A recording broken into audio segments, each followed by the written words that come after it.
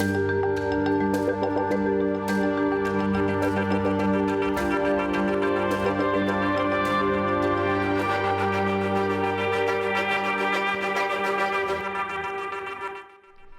for our own use, now being built worldwide, power units with VVER-1200 reactors are currently among the most in-demand technologies in nuclear power generation. The most reliable and efficient modern Russian nuclear power plants are an example of how our science is evolving progressively. They utilize all the experience accumulated by our country, with the primary goal of combining all advanced technical solutions and increasing power unit capacity while maintaining economic efficiency. The VVER-1200 was designed by the Moscow and St. Petersburg Atomenergoproject Institutes, along with the Gidropress Experimental Design Bureau and Kurchatov Institute scientists. For the first time in the world, a Generation III power unit was created. Even now, it represents the highest safety standard, combining active systems, whose components require an external power source and human intervention, with passive ones. These are safety systems for which no external power supply is required, nor any additional energy. They are based on the natural physical processes of the environment. In the Moscow design, passive safety systems rely on heat removal using air, while in the St. Petersburg design, passive safety systems are based on heat removal using water. Novovoronezh was the first.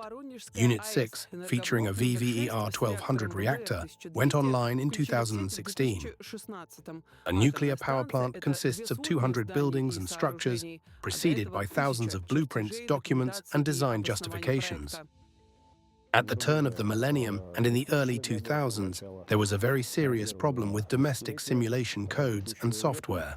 Достаточно серьезная проблема именно отечественных кодов, отечественных программ, она существовала. That is why, at that time, a transition was occurring from traditional 2D drafting, where blueprints were based on models the designer held in their head, effectively implementing them in a simplified form. Проектировщик модель держал в голове, а фактически реализовывал в упрощенном виде. To modeling-based foundations, three-dimensional visualization, and the ability to validate these models using specialized software. Возможностью обоснования этих моделей с помощью специализированных программ. The Kurchatov Institute was responsible for the project's scientific support. The key mission was the design of the reactor core. Engineers had to boost the reactor's output without altering its dimensions. Calculations, experiments, and the selection of new materials made it possible to achieve this. For example, materials were found that deplete more slowly, tripling the service life of control rods, which shut down the reactor to 15 years. В 3 раза до 15 лет. Eventually, the neutron-absorbing nuclei deplete. As their numbers fall, their efficiency drops. Therefore, it was necessary to select materials so that the depletion of nuclei in the absorber happened slowly. This was achieved. Nuclear engineers use the word accident constantly because the key task is to prevent one. 3/4 of an NPP's construction cost is attributed to safety systems. Modern safety standards are commonly called post-Fukushima. But Russian scientists had found solutions that became international practice even before the tragedy in Japan. One of the most significant is the core catcher.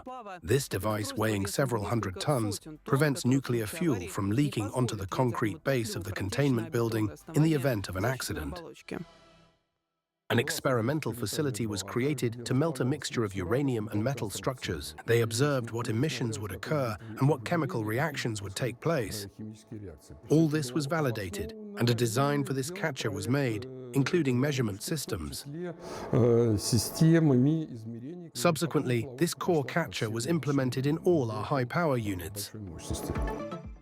The Kurchatov Institute analyzed all possible emergencies, from minor leaks to a complete core meltdown, and created detailed instructions for operators for such cases. During the launch of a new station, certain protocol deviations, essentially errors, are made intentionally to check the accuracy of calculations. We confirmed the design solutions embedded in the project during the commissioning phase. For several operating modes, we test them directly. Not actual accidents, of course, but scenarios involving main equipment failures. These allow us to verify if the control algorithms were chosen correctly. The regulatory paperwork is extensive, and getting a nuclear license can take years. It is vital to record all action algorithms, instructions, and justifications on paper for why a particular technological solution was chosen. At the Gidropress Design Bureau, which was responsible for this task, they say the total volume of paper used for documentation is measured in tons. Justifying how strong the structures and equipment must be was also handled in Podolsk. The standards had to be defined so that construction did not become economically unviable. The task was to move away from excessive conservatism, because such conservatism leads to excessive safety margins. One of our core goals was enhancing technical and economic indicators, transitioning to Generation III+, and that was achieved.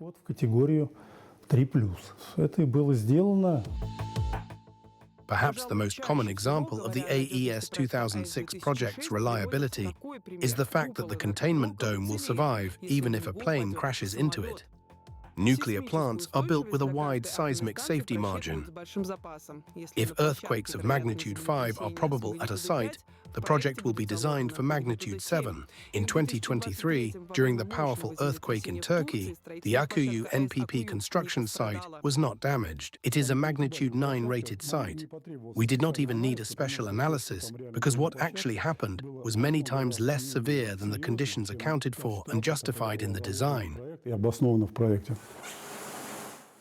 Dozens of enterprises across Russia produce equipment for NPPs, including the Gidropress Experimental Design Bureau. In this workshop, they manufacture, among other things, electromagnetic drives for control and protection systems. They are used to regulate the plant's power when those same control rods are lowered into the nuclear reactor.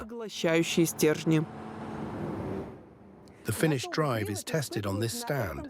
It is essentially an analog of a reactor channel, except that instead of control rods, a dummy rod is attached to the drive, meaning there is no radiation here.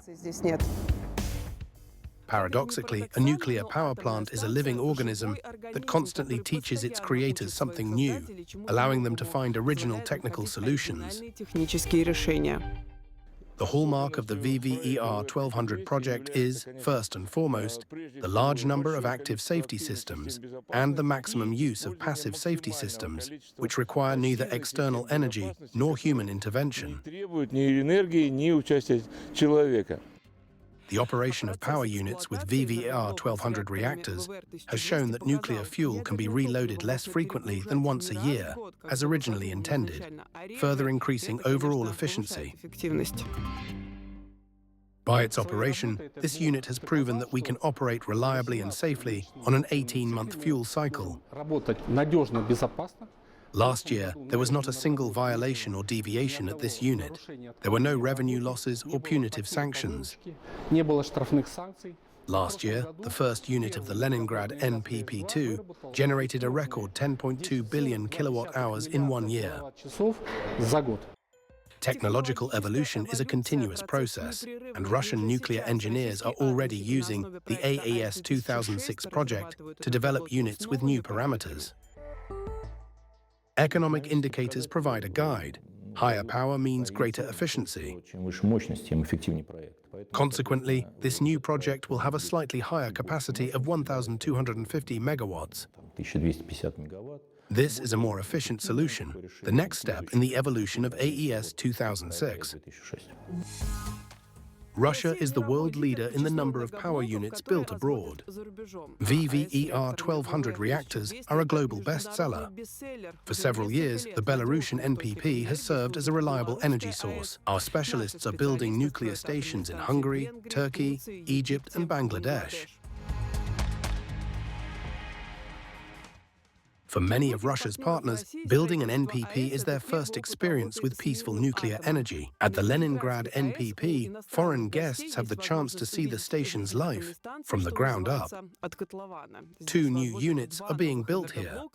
Previously, the number of foreign specialists coming for training in Sosnovy Bor was in the dozens, but now they are received by the hundreds. We give them everything they ask for. They have a great deal of questions because it is a different culture, a completely different approach to technology. Everything is different. For example, a chief engineer who recently completed an internship at the Egyptian station sat in my office and asked many questions. He was very interested in the management structure, specifically the operational side. Of course, power units of the AES-2006 project are the basis of the program for replacing nuclear power capacity, as stations with RBMK units are gradually being decommissioned. In general, with the constantly growing need for energy, each new unit is a vital asset for the economy. The second stage of this nuclear power plant will be launched in the early 2030s. Add to this the 60-year design life, plus the possibility of extending it for another 2 decades. This means the technological relevance of AES-2006 will last until the 22nd century.